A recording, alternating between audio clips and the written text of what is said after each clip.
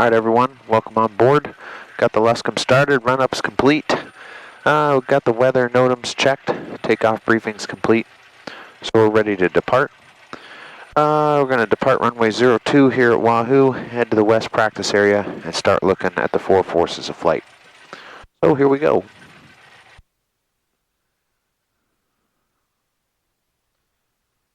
Wahoo traffic, Luscombe 77903 is departing runway 02 to the west, Wahoo. Okie dokie, finals clear. Clear to the left.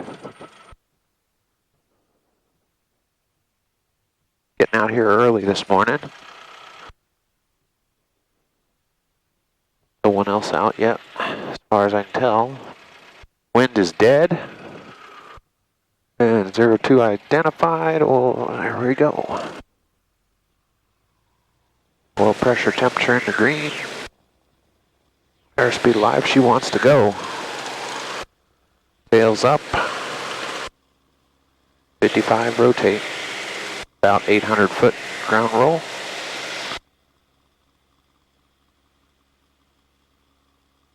.65, pressure and temp still good. Head on a swivel.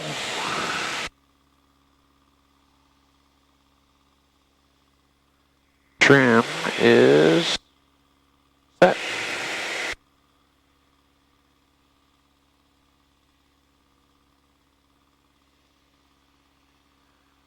Okay, so, like I said in the intro, we're going to be talking about the four forces of flight. Specifically, what's wrong with this graph? And what is wrong with it? Well, one glaring problem is that all four forces are equal. Lift, thrust, weight, and drag. Well, that's almost never the case. Now you might be saying, oh come on Dave, that's obvious. We know that lift equals weight and thrust equals drag. That's true. But the diagram itself is still disingenuous. Now there are airplanes, and there's our 300 to pattern, clear left, turn and left. Wahoo traffic, Luscombe 77903 is a left crosswind 02, west departure Wahoo. There are airplanes that can fly with lift equals thrust equals weight equals drag, but that is not our little general aviation airplanes. Maybe a fighter jet, or maybe a lightly loaded airliner at full power or something like that. I'm not going to get into details because I don't know myself. But you can certainly have all four forces being the same. But that is almost never the case in little airplanes like this. So what should it look like? Well, it should look like lift and weight being much greater than thrust and drag. So in straight and level flight, lift equals weight, thrust equals drag. And I think we should draw the diagram accordingly to show that those two pairs of forces are nowhere near close to each other.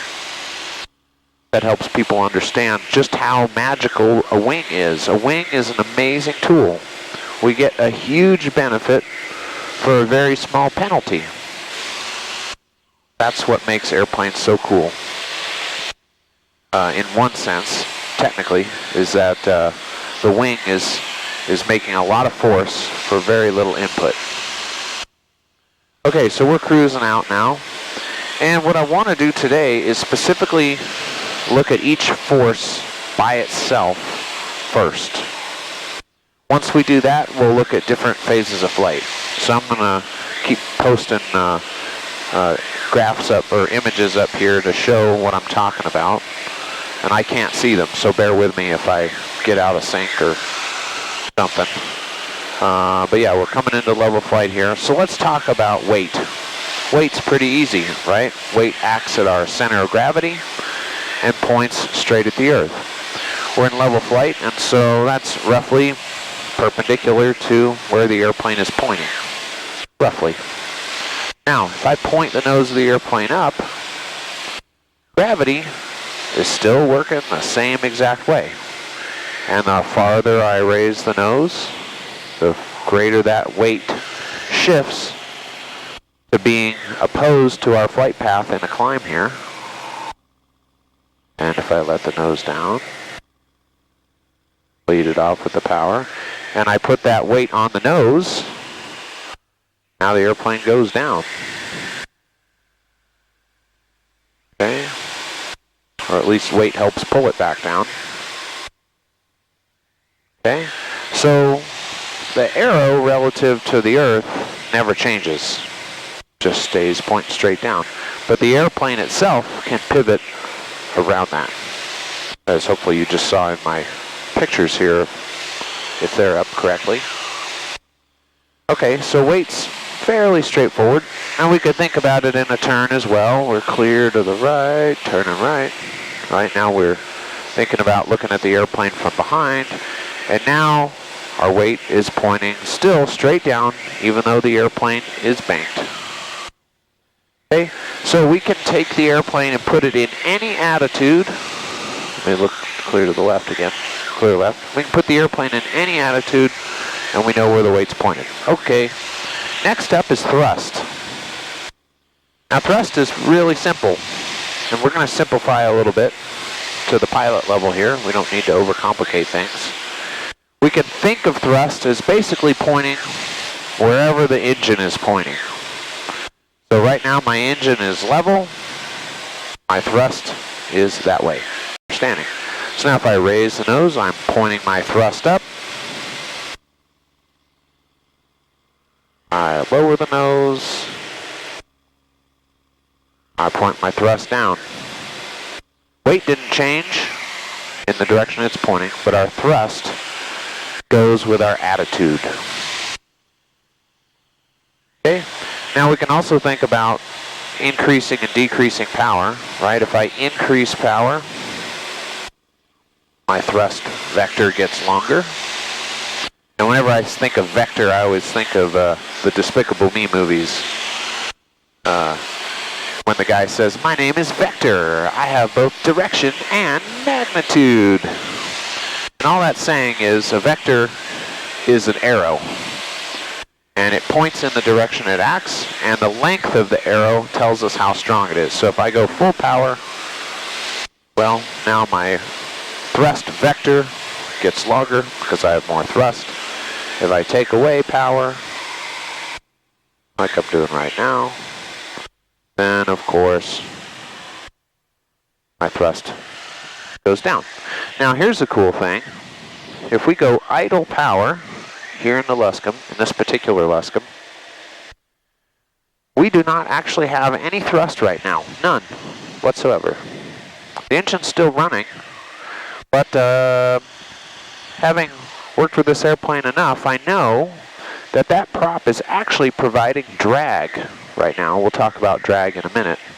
But if I just ease the power off, idle, just a hair, we get zero thrust, and then we add power from there, and we start adding thrust. So the engine is not always helping.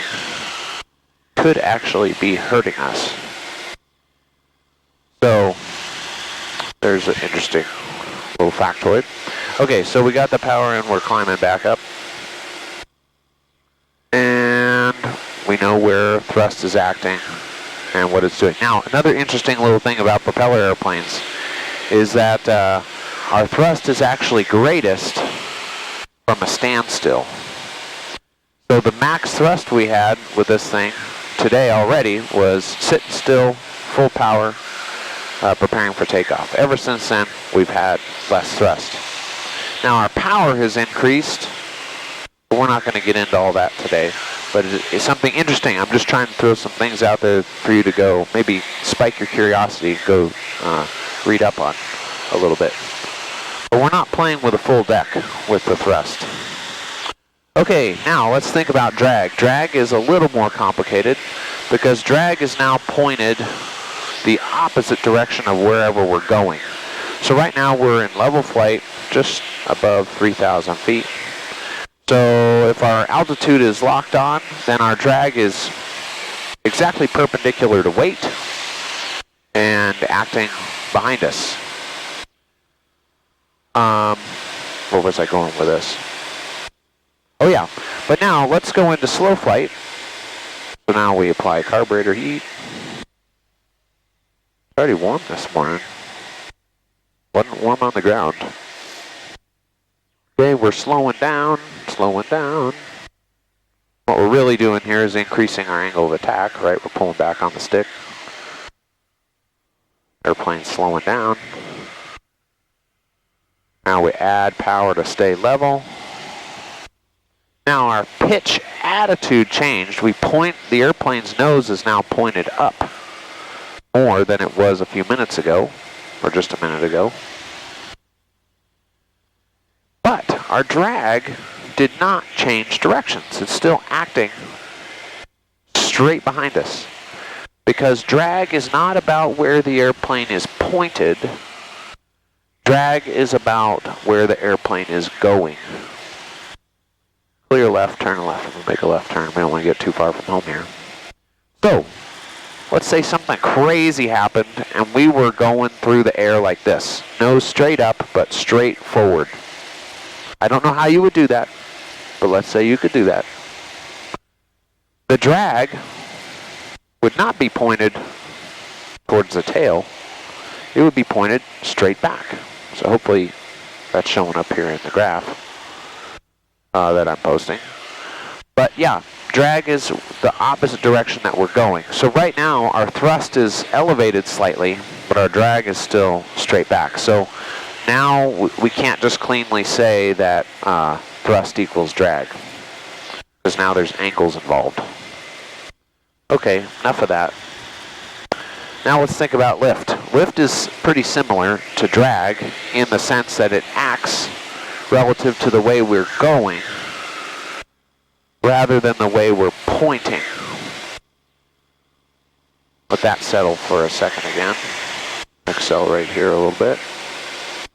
So now we're in level flight here at 3180.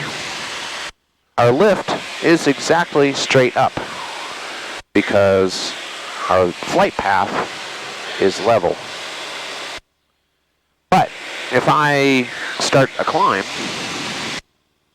I raise the nose, now the airplane is going up an incline.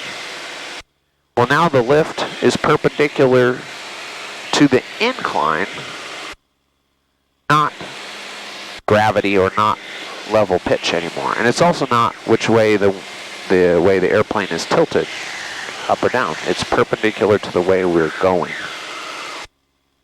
And the same goes if we're going down.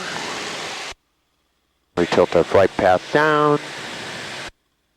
Okay, now we're drawing a line angled down, and now our lift is actually relative to the horizon. It's actually tilted forward, believe it or not. So that's interesting. And then any time that the nose is moving like this, I'm just making pitch changes, steady pitch changes here. The pitch is always changing. Now the airplane is curving through space. And the cool thing about that is that now the lift points towards the center of the circle that we're drawing at any given instant. So like if we were pulling a loop, the lift would be pointed at the center of the loop. We're not going to do a loop this morning. This Luscombe's not aerobatic rated, and I don't have my parachute, and I'm not proficient on aerobatics. But hopefully in my images here that I'm posting, you can see that the lift points towards what's called the instantaneous center of whatever circle we're drawing at any given time. Now that's still perpendicular to the path that we're tracing through the sky. That's where our lift is acting. Now, we can also tell how much lift we have by how much G we pull. So the more G we pull, we know the stronger our lift. So if I get the nose going down and then I pull hard, ooh, that's probably 2 Gs, right? Well, our lift doubled in just that short span of time while I was pulling 2 Gs. And now if we float it over the top, woohoo! Woo, there we go. Well, while we were in free fall there, as I floated up out of my seat just a hair, the wing was making no lift. That's pretty interesting. Let's do that again. Get some speed on the airplane. There we go. And pull some G's. There's 2 G's. And then 0 over the top. Woo, there we go. So the wing went from making its normal amount of lift to double to none very quickly. How does that happen? Because we have command of the airplane with the stick. Okay, let's make a reversing turn here. Clear left, turn left. Coming around. So hopefully we have an idea in our mind now of how we can play with the forces, where they're pointing, how to make them bigger and smaller. So now let's talk about specific phases of flight. Pointer to the north here. Oh, the sun. Still early. So we're going to start with level flight. So we already kind of talked about this one before. We know that in level flight, lift equals weight, thrust equals drag, more or less. And that those are vastly different quantities usually. Lift and weight are usually much greater than thrust and drag. Okay, we're getting back down to 3,000, so we have a nice altitude. And now let's think about, and we already looked at this a hair bit earlier, accelerating and decelerating. Let's think about what our how our forces are going to change in level flight. So we're here, lift equals weight, thrust equals drag. Now what's the main force that's going to change when we make speed changes in level flight? It's mainly going to be thrust and drag, right? So the lift and the weight basically stay the same the whole time because I'm pulling on the stick to keep us altitude. So I took away power, our thrust decreases.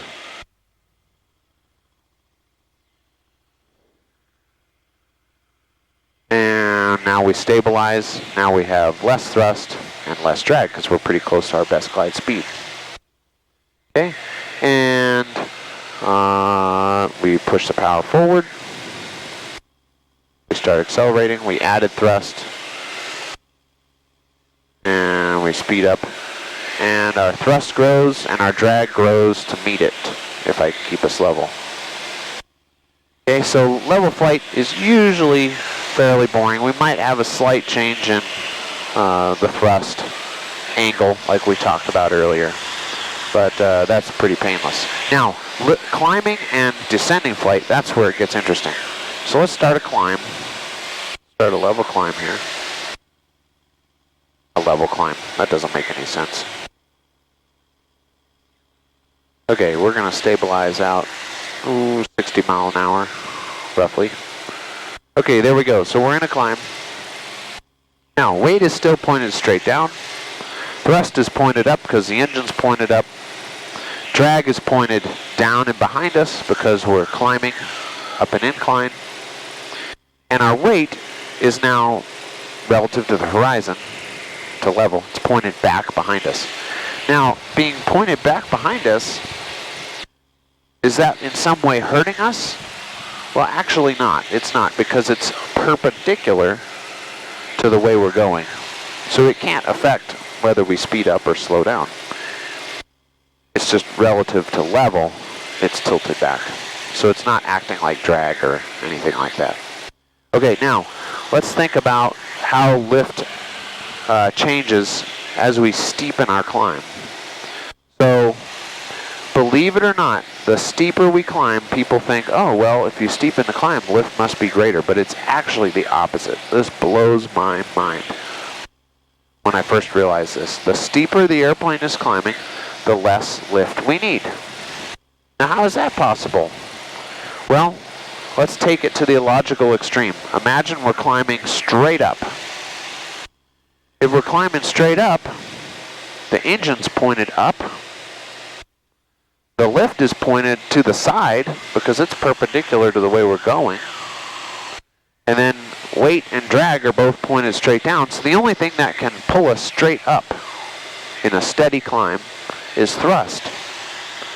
So in a vertical climb, you know, if you've ever seen an F-16 going straight up, and this is a little bit of a simplification, there's no lift. Crazy. Well, at that point, you're a rocket ship, right? If you have enough money to have an engine strong enough to pull you straight up, just going straight up steadily, you got more money than sense, maybe. No, more power to you. But, right, that is a lot of thrust and zero lift. So the crazy thing about it is that the steeper the airplane climbs, the less we need the wing, the more we need the engine. Now the same goes in reverse. The steeper we descend, the less lift we need. And if we take that to its logical extreme, and I'm only going 30 degrees down bubble here, we take that to its logical extreme in a vertical descent, just going straight towards the ground, we don't need any lift. Lift is zero. And so, in that case, drag is our friend. Drag would then be acting up and opposite the way we're going, and in that case, we don't want to accelerate anymore, so that'd actually be a good thing. Drag would be our friend. Countering weight. Drag and weight opposite each other. Whoever thought they'd see that? Crazy. Okay, so what that tells us is, what is the wing for? Well, the wing sustains level flight. So here we are in level flight. What's keeping us from falling right now? The wing. So lift equals weight. But the more we climb and the more we descend, the less we actually need the wing. Really cool. Okay, now, what's happening in a steady climb with the other forces? We talked about lift. Well, in a climb, a steady climb here, thrust is greater than drag. And that actually, we need that to be the case if we go look at it at all this from an energy perspective, which we're going to do an energy management video another day. But it's actually really cool. To climb steadily, thrust has to be greater than drag. We can still balance the airplane out, right? The airplane's still just in steady phase of flight, 1G here. But,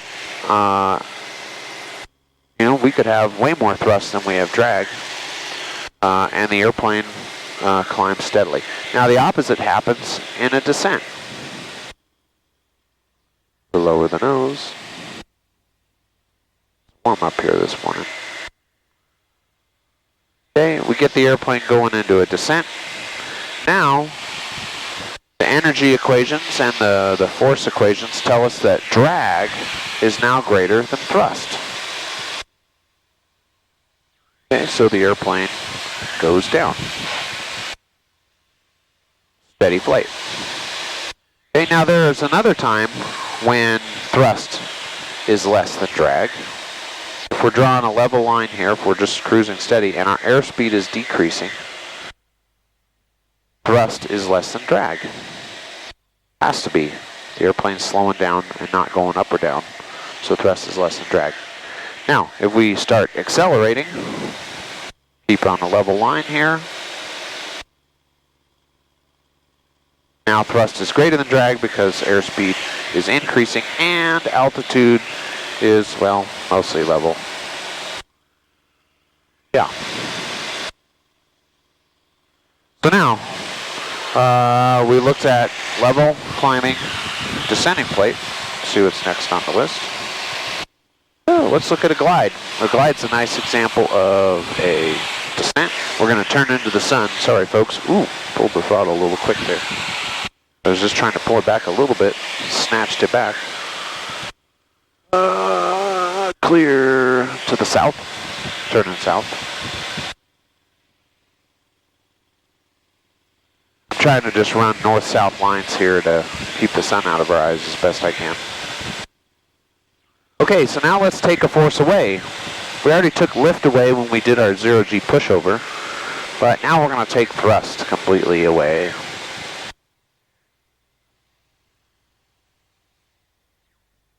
Pull the power smoothly.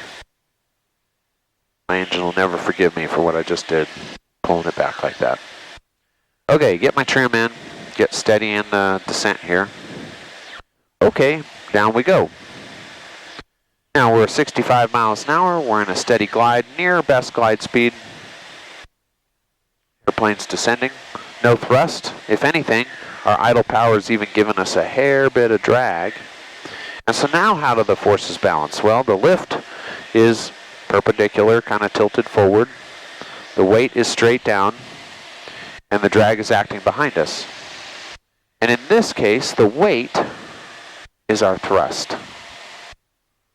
Because it is, if we look at it from the direction the airplane's going, it's forward of that. And the steeper we descend, the more thrust, if you will, from weight we have. I probably shouldn't get any lower. We'll level off here, climb back up.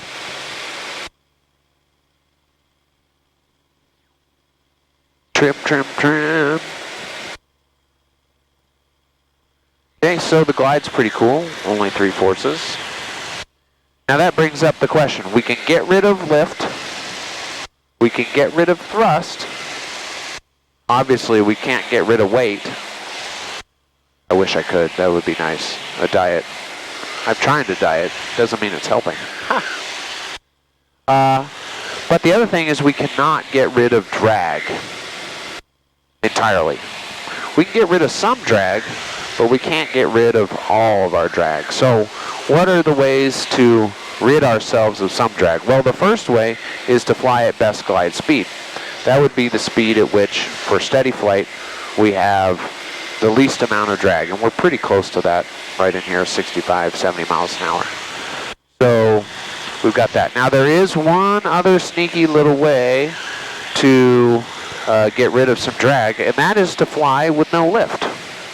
Right, because drag is made up of 2 types of drag. Parasite drag and induced drag. Parasite drag, we're never getting rid of that. Parasite drag we have all the time if we're moving through the air. Nothing we can do about that. But induced drag, we can do something about that.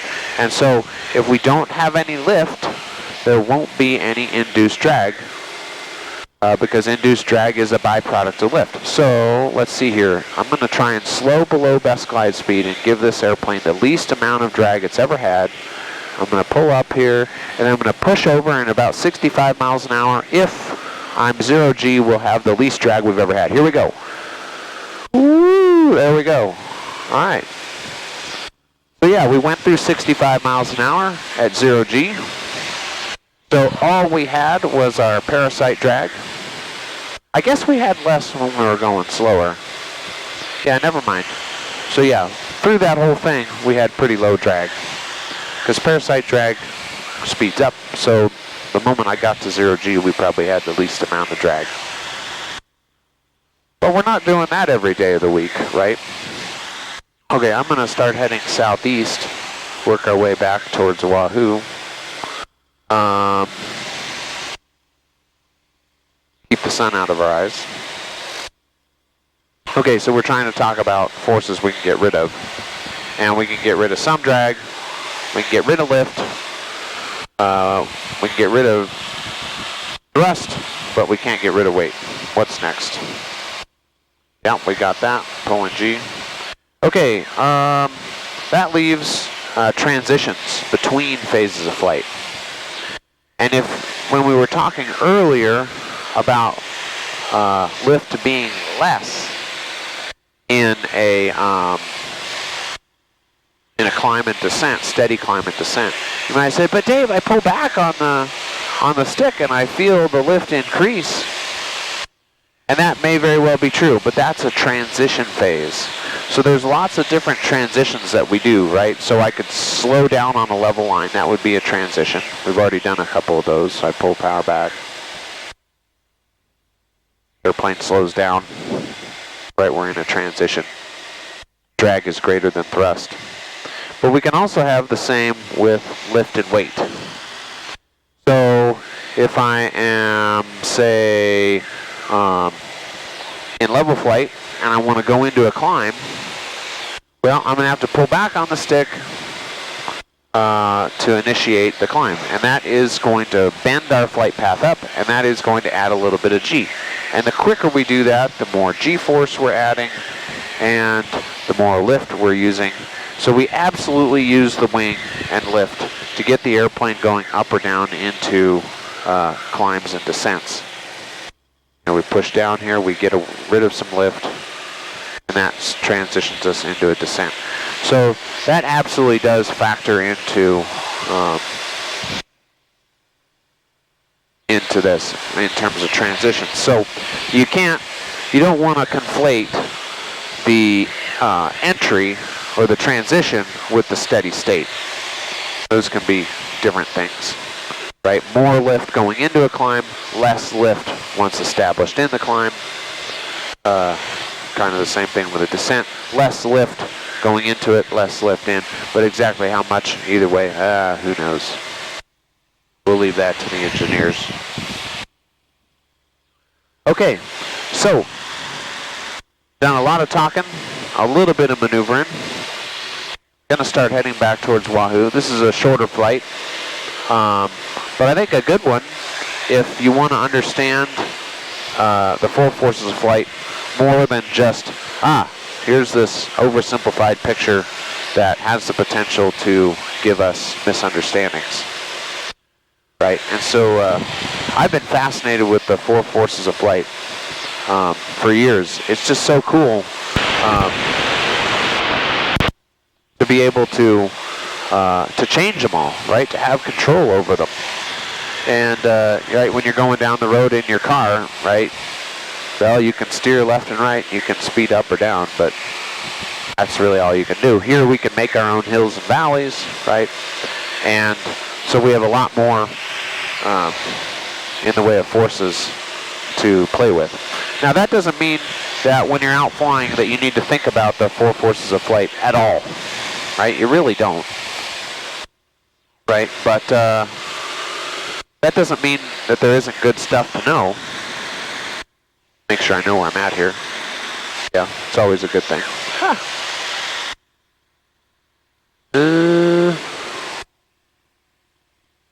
Looking, oh, there's the highway. Okay, yeah, I know where I'm at. Good. I thought I knew where I was at, but helps to know where the highway is. Okay, so, and we're 10 miles out.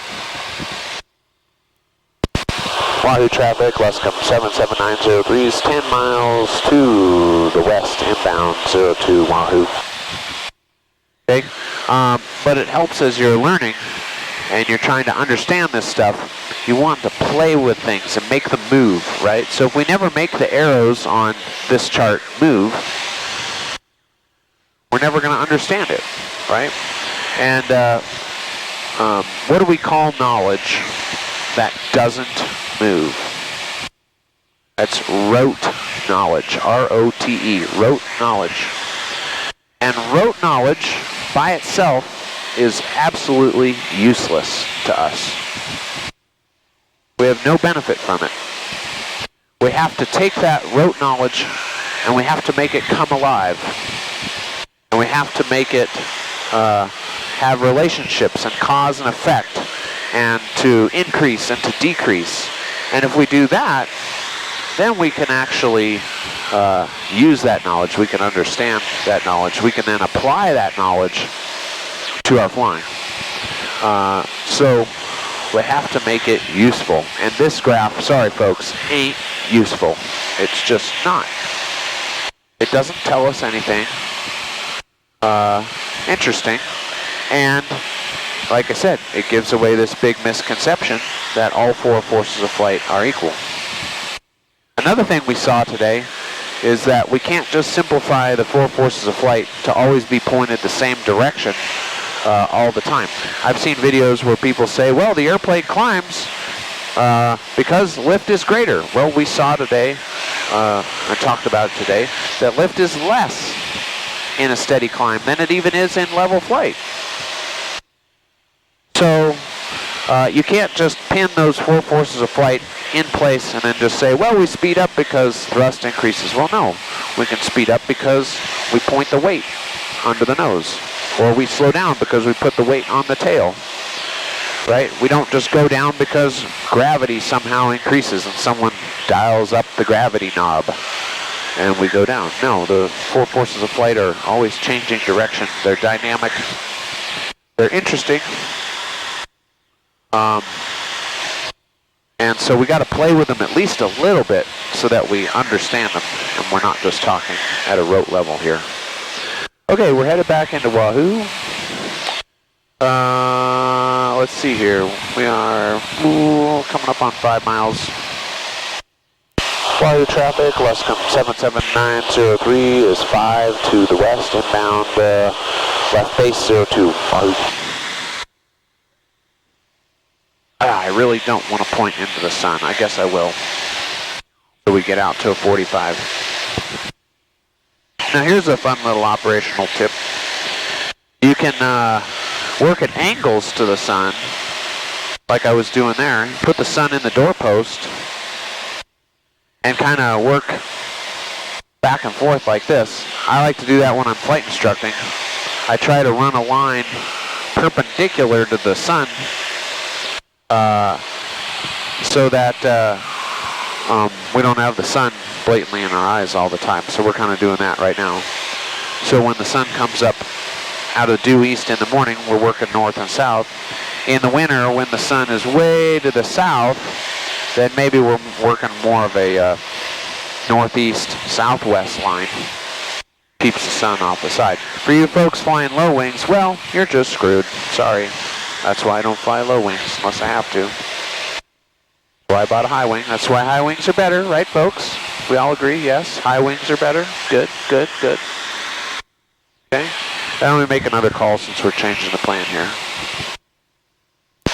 Wahoo traffic, Luscombe 77903 is 3 to the northwest. We're going to actually do a left 45 to the downwind 02 Wahoo. There we go. Okie dokie. So I know today was one of my more theoretical or conceptual videos. Not a lot of maneuvering. But hopefully you found this interesting. And, you know, if anything, it gives you food for thought, right? You're not going to go out and maybe do these exact same things. But you want to connect what you're feeling and seeing with what you know. And that's the point of talking through the 4 forces of flight in at least a little more detail than just the diagram. Okay, now we can turn back, and hopefully now we can put the sun over in the left doorpost. Okay, we're coming into the downwind. You're still listening to my ramblings. You might want to get your head checked. Just kidding. Okay. Looking good. Wahoo traffic, Luscombe 923's 45 entry to the left, downwind 02 Wahoo. No, but the interesting stuff ended a little while ago. Now we're just coming back into the pattern. It's a beautiful morning here in Wahoo, Nebraska this morning. Dead calm. I always like to joke that we don't know how to land when the winds are calm here in the Midwest. And we're like, no, we need some wind if we're going to land. But no, it's nice to get some calm winds every now and then. I think about that compared to, because I did most of my flight training in the southeast. Here we go into the downwind. Wahoo traffic, Luscombe 77903, left downwind 02 Wahoo. And one flight school I was at down there had a wind limit of 10 knots. If the wind was more than 10 knots, you couldn't do landings with students.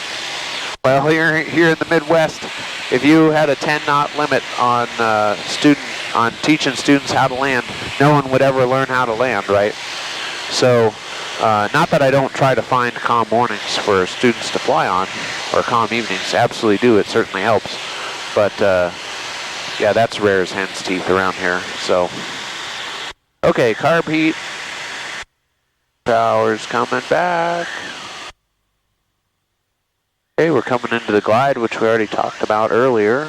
No thrust, just lift, weight, drag. Wahoo traffic, Luscombe 77903, left base, 02 Wahoo. Okay, winds are calm. I don't have to think about getting pushed or pulled. Just making a smooth approach to the runway. You guys have probably noticed from watching my previous videos that I pretty much do all my power patterns power off. We'll get more into that in future videos here shortly when we get into the pattern and landings, but there's a lot to be learned. Oh my goodness, there's way more than I ever would have guessed to be learned from doing power off approaches. Clear. Wahoo traffic, Luscombe 903's final, 02, full stop, Wahoo.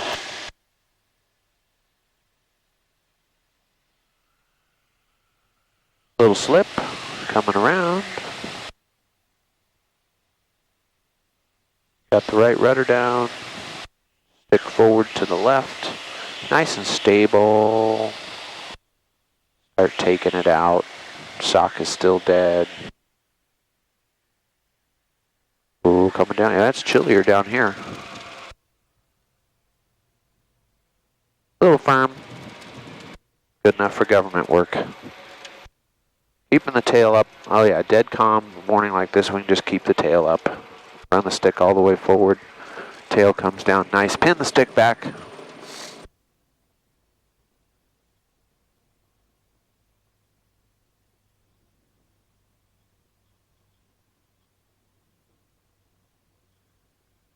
Okay, rolling out. Never know, you could have your ground loop on a calm morning.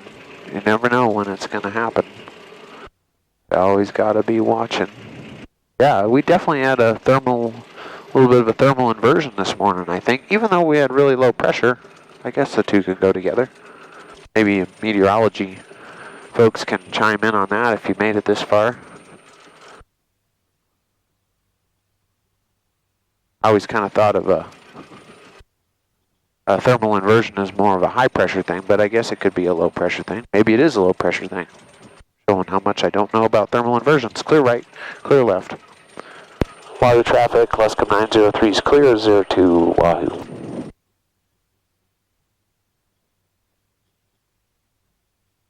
Okay, well, a little bit of a shorter lesson today, or video, but still good, 7-11.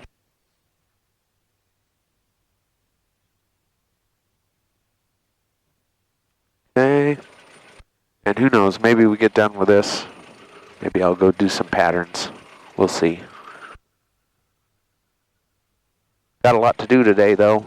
Got a couple lessons to get done. That'll be fun. Get that going. And let's see what's next in the series. Well, energy management. We need to talk about that. Probably need to do an emergency video on engine failures. That would be interesting.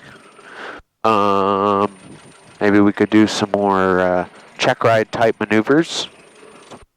We need to get into the pattern at some point. Need to talk about ground reference maneuvers, all these things. So let me know. What do you think? What's something we could talk about from those? If something sounds interesting, maybe I can move something up the list.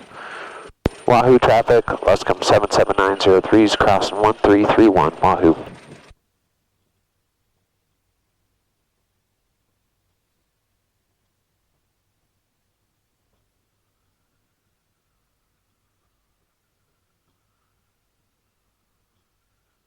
And we're clear.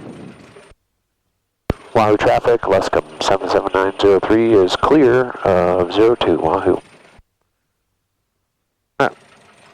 Wahoo traffic, Luscombe 903 is clear of 1331, all runways at Wahoo. Goof that up. Okay, oh, I forgot to turn off the fuel valve. Got that off.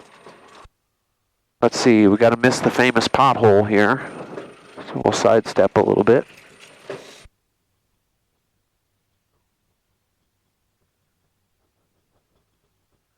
Okay, thank you guys for coming along as you made it this far. And like I said, make a vote on what you might want to look at next.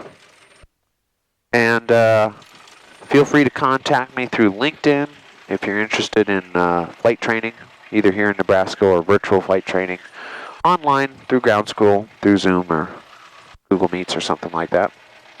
And we could set something up. And let's see, run it up here, get the power up. And what else is going on? Well, I've got articles on LinkedIn if you want to go read those. And little teaser, I'm working on a book about flight instruction. So who knows, maybe that'll come out here eventually. And thanks for coming along. Thanks for following. Thanks for liking and subscribing. And we'll see you next time.